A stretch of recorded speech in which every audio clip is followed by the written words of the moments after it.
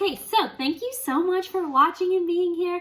I know I look a little goofy right now, but I want to show you how to make this eye look like this eye, okay? So I thought I'd come on, have it already done so you can see exactly what the magic is going to happen.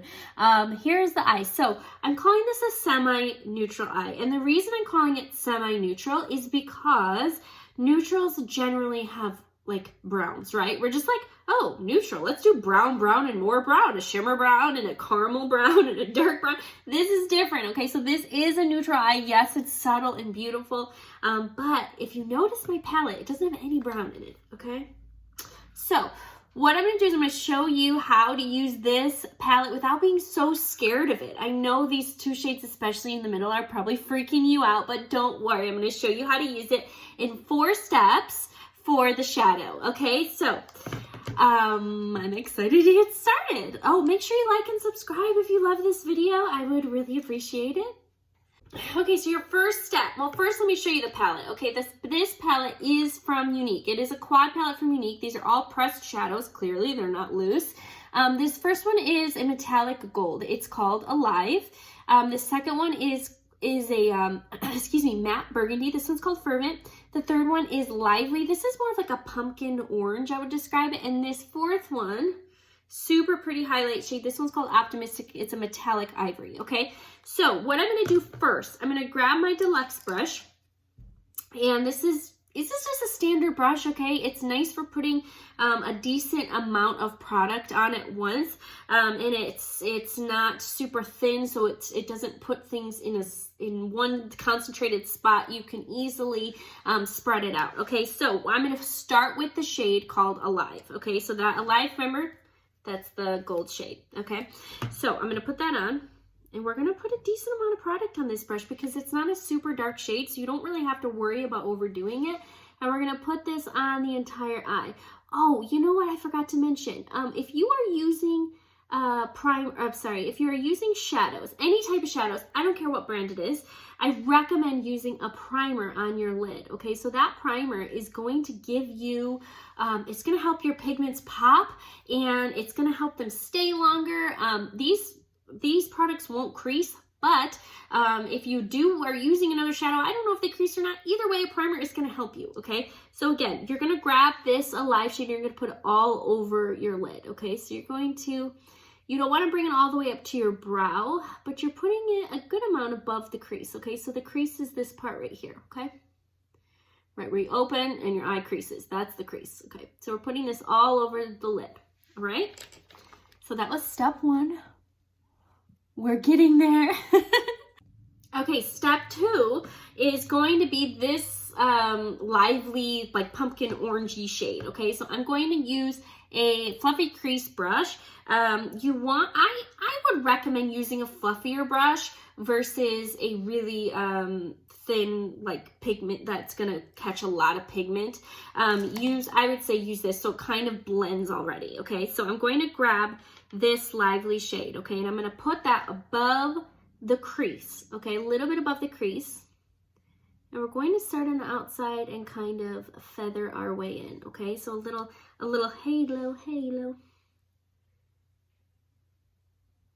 This shade, I know, like I said, I know it's a little scary, but this shade, oh Lord, it's so pretty. I love it so much. Okay, so you can see, it's not like I put a ton on, but you are enough, you know, that you can see it and it highlights and it accents that gold. You can see how really pretty this shade looks in conjunction with the gold. That's step 2, guys. That's it. So you start on the outside and you kind of taper it, and you don't want to go too far because you don't want to like invade this spot right here, okay? This spot has a special spot. The inside corner has a special shade that we're putting on there, okay? So you don't want to put any other shades in there except for that gold is fine, but any darker shades you want to keep on the outside, okay? That was step 2.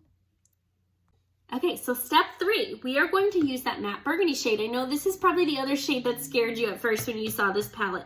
What we're going to do is we're going to use a crease brush. So this, it's like a nice skinny brush, and this, if it's the skinnier it is, the more pigment you're going to be able to pack on, okay? But it won't blend by itself, okay? So just to keep that in mind, you want to grab a tiny bit, not a ton of it, little bit of it, okay?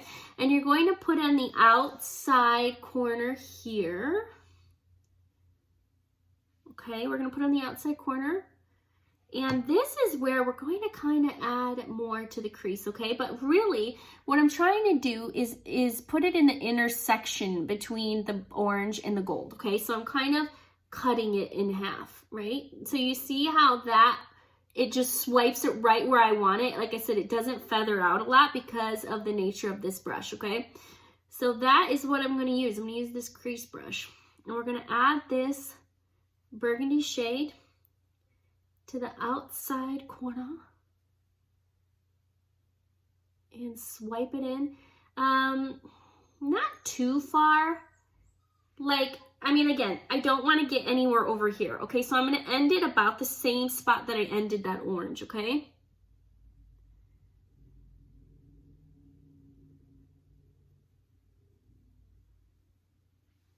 What do you think?